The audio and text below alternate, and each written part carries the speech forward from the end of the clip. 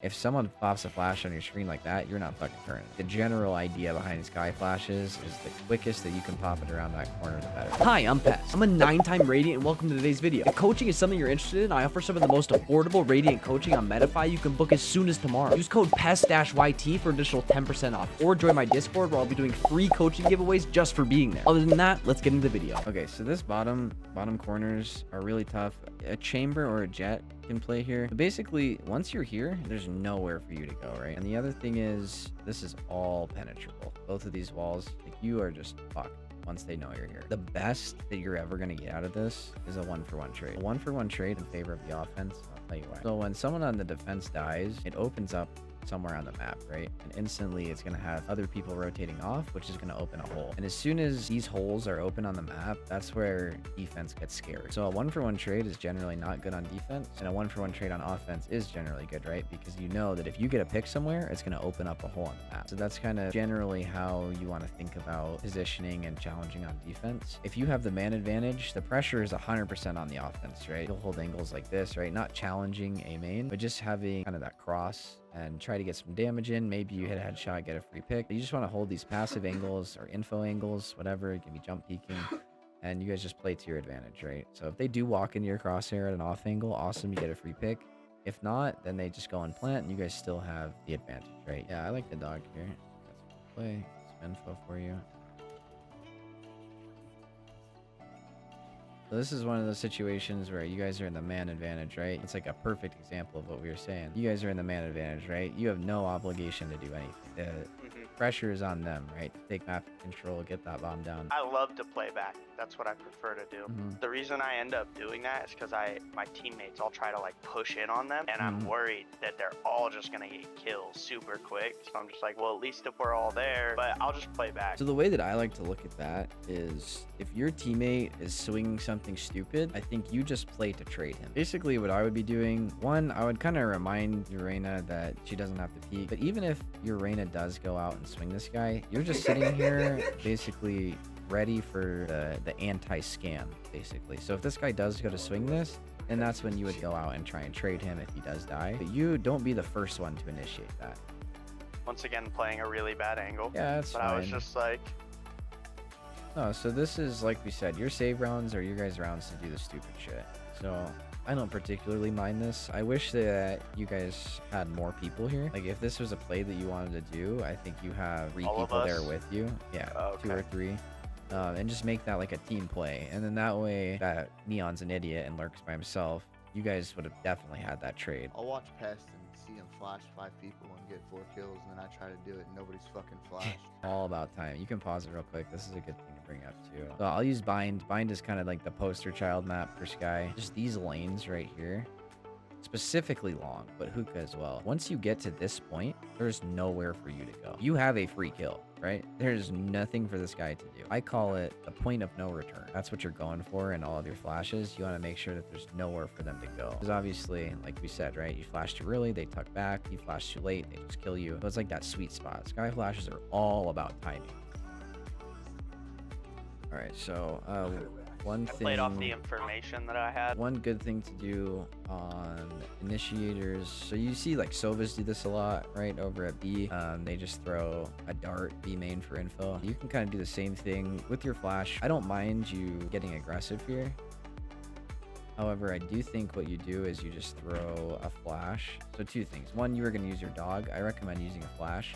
You just chuck it right around this corner. And if this doesn't hit anybody, then you know that pretty much this entire area is clear. But yeah, I definitely recommend using your flash for early info for 2 reasons. One, because it regens, right? You have like a 35-second timer or something like that. You use 1 flash at the beginning of the round, you're pretty much going to have your second by the time, you know, you're going to need it again. Yeah. Whereas your dog, if you use your dog early in the round, that thing is gone, right? For the rest of the round. So Yeah, true.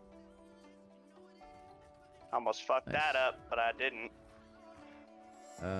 You've been weak. Actually, never mind. You did get a heal that one time. I'd ask your Sage for a heal now, though. Be my priority. Okay. Go get a heal. Yeah.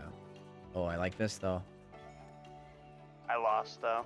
Yeah, okay, so there are some very specific situations where throwing a flash like this is good, but generally you want to throw your flashes like this. It's very easy to turn a flash when it's like that on your screen. If someone pops a flash on your screen like that, you're not fucking turning. The general idea behind Skye flashes is the quickest that you can pop it around that corner, the better. Without getting yourself flashed. Right. Yeah, that's my issue with pop flashes. It's when hard. I throw them that fast, I fucking blind myself. Yeah, so there's a couple things. I like to just butt up right next to the corner, and then basically you're gonna release the flash and then whip your screen and pop it basically in rapid succession. The other thing that I do is I kind of move to the left as I throw it, you'll notice. So, and then I swing out, and that kind of also gets you just a little bit further away. But you can just practice this. Like, you can literally go around a custom game and just go around flashing corners. That's like the name of the game in improving, is finding your weaknesses and just actively working on them. It seems very oversimplified. Like, people know their weaknesses and then do nothing about it. Like, there are ways to improve any skill in this game. You just have to take the time to do it. Pre-round checklists, you always want to check what the enemy's eco is. So if the enemies are on a save, if they have like under 3,500 basically, then you guys on offense want to group up. You guys all want to play together, make sure that you're keeping your guns, you're not giving away anything for free. And then defense, if they're on a save, you basically don't want to push past your barriers. You don't want to give them any free kills. If you are pushing past your barriers, then it better be like a late flank or something when you already have info on all of them, or have a teammate with you bare minimum. Other things to look at are your team's ults and the enemy team's ults. So if you have ults, you want to kind of plan for those pre-rounds, specifically on offense, but also on defense. If you see that you have, I don't know, breach ult or something, right? Like, use it A. You probably win that round, right? Like, these are things you want to pre-plan. You don't just want to, let's go A, and then you get to here and you're like, hey, breach, can you ult? Like, no, you have 30 seconds, right? And the pre-round timer, formulate a plan. So here's something. I like Skye's ults, but I don't always know when to use them, you know? Like, sometimes we're winning a lot and I've been saving it, so I'll just be like, all right, well, they're on a buy round and I'm gonna throw this all on we're on defense and we're gonna push A and I'm gonna throw this ult right off the back. Like, So, is that...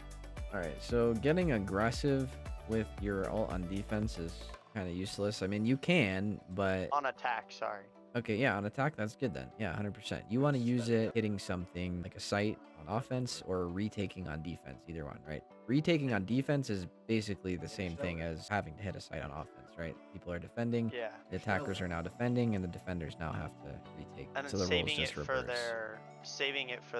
their buy round is a good play, right? That's also a good thing, yeah. If you're going into a site and you pop your Skye ult, yeah, you pretty much know that there's Where gonna be... everyone's trying to hide. Exactly. There's one person B, possibly two, one person mid, and even if there are 3A, then you know where all three of those people are. And then same thing for retake, right? If you just pop your ult at the beginning of the round on defense, you could pretty much get that same info with any of your utils. Let's say you wait to use it for a retake, you pop your ult here. Well, now you know where over half of Everyone's their post hiding, is. camping. Exactly. Pre-round checklist, you check for your ults and enemy ults.